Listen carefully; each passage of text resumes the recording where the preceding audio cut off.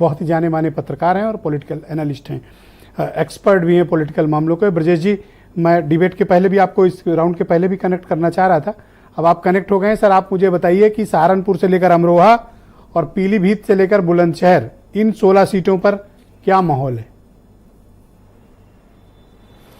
ब्रजेश जी, मुझे मैं पहले आकलन कर रहा था, और ये आकलन था कि साहब इंडिया गठबंधन की सीधे लड़ाई होने जा रही है बीजेपी गठबंधन से।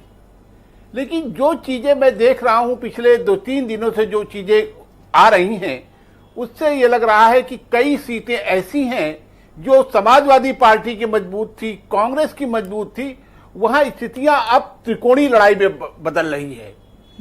अब आप देखिए, जो मुरादाबाद है, ये उनकी जीती हुई सीट है, ये समाजवादी पार्टी का एक मजबूत सीट है जी। इसी तरह रामपुर में जो हुआ है, तो ये जो स्थितियां बन रही हैं, वास्तव में जो टिकट वितरण किया गया, या तो संवाद की कमी रही है या जो भी कमी रही हो। अब अमरोहा का आप देख लीजिए, अमरोहा में जो टिकट दिया है कांग्रेस ने, और उसको लेकर ही दिल्ली में प्रदर्शन वगैरह हुए। अरे पुतले फूक रहे हैं सर अमरोहा में तो अभी। हाँ, और मैं अभी बरेली गया था, मैं पीलीभीत गया था दौरा करने के लिए।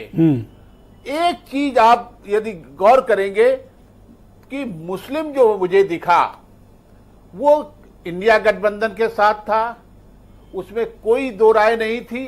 अब स्थितियां क्या हैं, मैं नहीं जा पाया हूं, जो 2 दिन का घटनाक्रम है, और पीलीभीत का यही हाल था।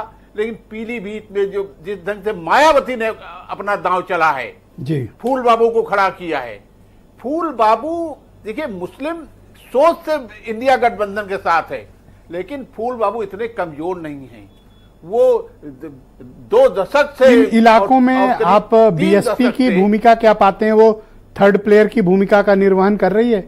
अब जैसे मिसाल के तौर पर, मतलब टिकट ठीक बांटे हैं बीएसपी ने, बिजनौर जाट को उतारा, मेरठ से त्यागी ले आए, नोएडा से ठाकुर उतार दिया, 2-3 सीटों पर मुसलमान प्रत्याशी ले आए। तो बड़े रणनीतिक काम कर रही मायावती समीकरण। हाँ, नहीं, ये जो राजनीतिक समीकरण उन्होंने फिट किए हैं। अब मैं आपको सबसे वही बता रहा था, पीलीभीत। अब पीलीभीत की लड़ाई त्रिकोणीय हो गई है। अब वहां पर जो फूल बाबू लड़ रहे हैं, उनका अपना मुसलमानों में आधार है, मुसलमान न चाहते हुए भी उनको वोट देगा। और फिर जो ये घटनाएं हुई हैं, उसके बाद और स्थितियां वो हुई हैं, यही हाल हर जगह का है। मायावती ने हर जगह पेच फंसाया है, हर सीट पे पेच फंसाया है। उसमें सर्वाधिक परेशान इंडिया है, गठबंधन है, लेकिन जी परेशान बीजेपी भी है। हाँ, नहीं, कई सीटों पर मायावती ने बीजेपी को घेर दिया। मैं जिनका सीटों का भी जिक्र कर रहा था, हाँ, वहां तो सीधे सीधे बीजेपी को ठीक कर रही है।